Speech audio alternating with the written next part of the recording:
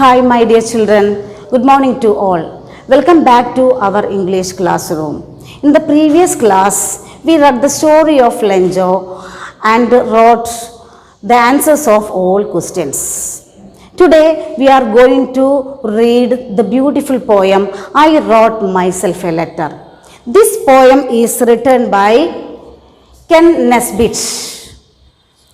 He is an American poet. This is one of the famous funny poems for children by Ken Nesbitt. This poem tells about a man who wrote a letter to himself. Maybe this was the fancy of a man who couldn't read or write. Let us read and enjoy it. Are you ready? Are you ready? Okay, നമ്മൾ ഇന്നിപ്പോൾ ഇവിടെ പറയാൻ പോകുന്നത് രണ്ടാമത്തെ യൂണിറ്റായ letter to God എന്നതിലെ ഒരു ചെറിയ പോയമാണ്. I wrote myself a letter. നമുക്ക് നോക്കാം എന്താണ് ഈ പോയം പറയുന്നതെന്ന്. I wrote myself a letter.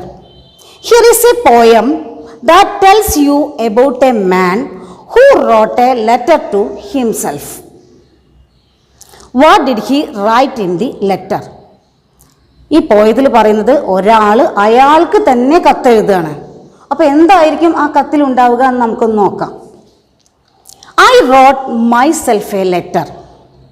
I mailed it right away and sure enough the carrier delivered it today.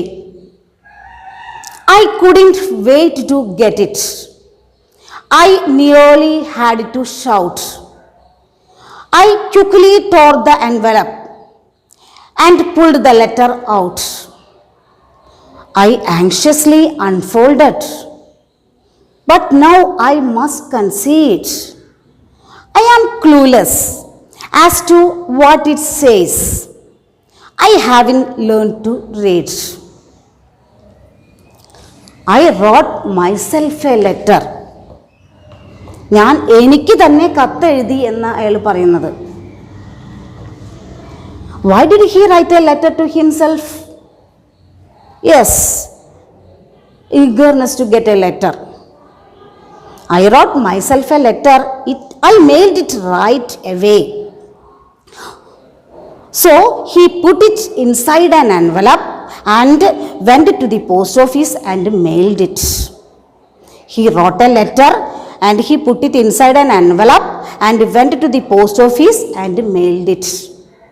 അതായത് അയാളൊരു കത്ത് എഴുതുകയും ചെയ്തു, എന്നിട്ട് ആ കത്ത് ഒരു എൻവലപ്പ് എന്ന് പറഞ്ഞാൽ കവറിൻ്റെ ഉള്ളിലിട്ട് അദ്ദേഹം സ്റ്റാമ്പ് ഒട്ടിച്ച്, നമ്മളെ ലെഞ്ചോയുടെ പാഠത്തിൽ ലെഞ്ചോ കത്തെഴുതിയത് ഒരു കവറിനുള്ളിലിട്ട് എന്നിട്ട് എന്ത് ചെയ്യുന്നുണ്ട്, സ്റ്റാമ്പ് ഒട്ടിക്കുന്നുണ്ട്, എന്നിട്ട് അഡ്രസ്സ് എഴുതുന്നുണ്ട് അല്ലേ, എന്നിട്ടാണ് അദ്ദേഹം പോസ്റ്റ് ചെയ്യുന്നത്. അപ്പോൾ ഇവിടെ അയാൾക്ക് തന്നെ കത്തെഴുതി, കത്ത് കവറിലിട്ടു, സ്റ്റാമ്പ് ഒട്ടിച്ചിട്ടുണ്ടാവും, പിന്നെ എന്ത് എഴുതിയിട്ടുണ്ടാവും, അഡ്രസ്സ് എഴുതിയിട്ടുണ്ടാവും അല്ലേ. ആരുടെ അഡ്രസ്സായിരിക്കും അയാൾ എഴുതിയിട്ടുണ്ടാവുക? അയാളുടെ അഡ്രസ്സ് തന്നെ എഴുതിയിട്ടുണ്ടാവും അല്ലേ. എന്നിട്ട് and mailed it. Then and sure enough the carrier delivered it today. എനിക്ക് ഉറപ്പാണ്. The carrier, here carrier means the postman. ഇവിടെ കാരിയർ എന്ന് ഉദ്ദേശിക്കുന്നത് പോസ്റ്റ്മാൻ, കത്ത് കൊണ്ടുതരുന്ന ആരാണ്?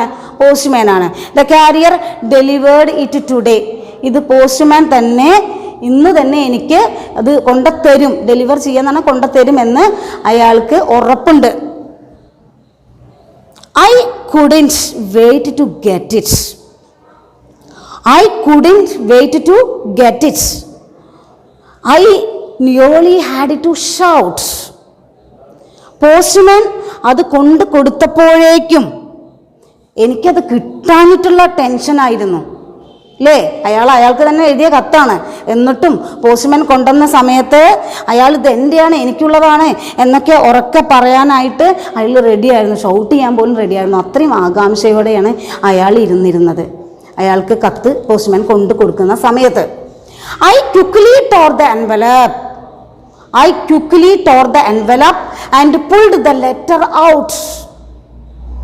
I quickly പെട്ടെന്ന് തന്നെ tore, കീറി, എൻവലപ്പ് കീറി, കവർ കീറി, തുറക്കാനൊന്നും അയാൾക്ക് സമയം കിട്ടിയില്ല.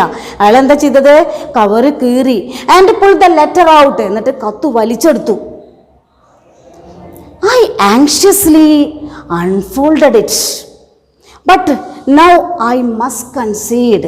I anxiously ഉത്കണ്ഠയോടുകൂടി unfolded it, മടക്കു നിവർത്തി. But now I concede. എന്നാൽ ഞാൻ ഇപ്പോൾ സമ്മതിക്കുകയാണ്. കൺസീഡ് എന്ന് പറഞ്ഞാൽ സമ്മതിക്കുക. ഞാൻ ഇപ്പോൾ സമ്മതിക്കുകയാണ്. I am clueless as to what it says.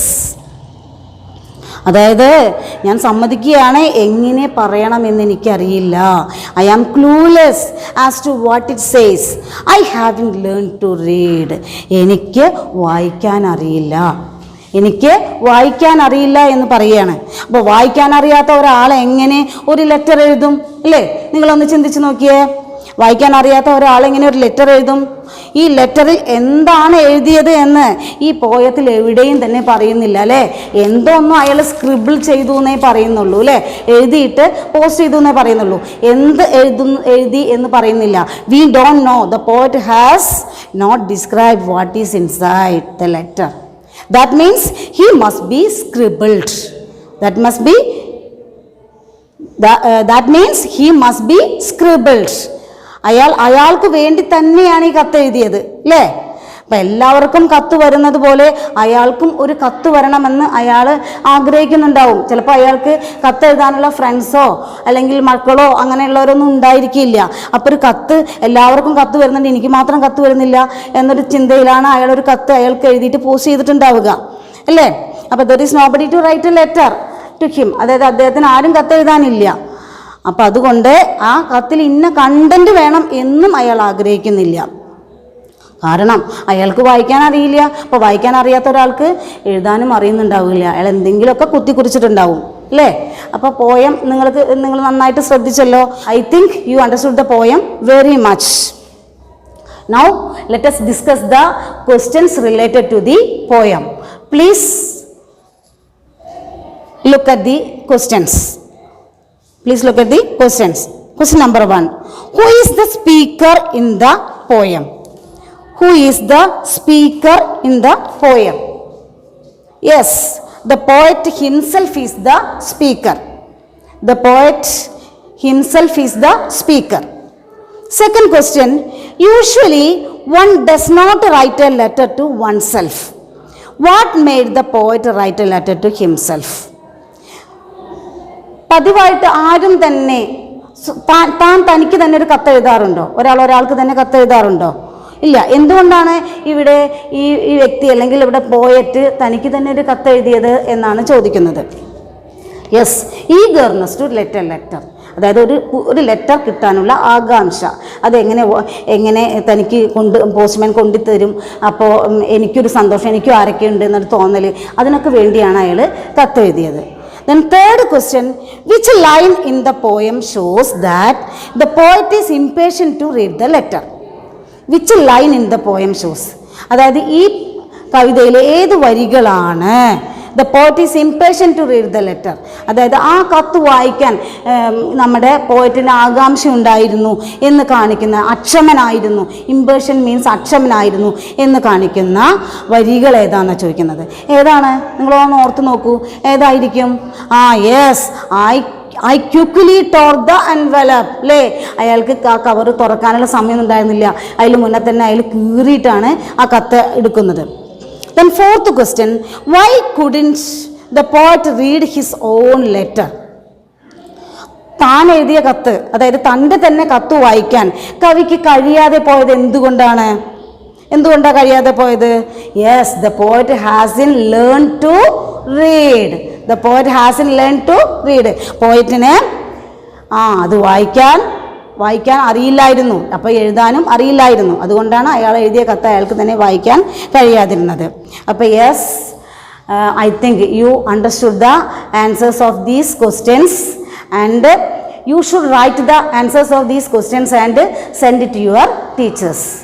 Okay, let us stop our class now. Meet you soon in the next class. Bye.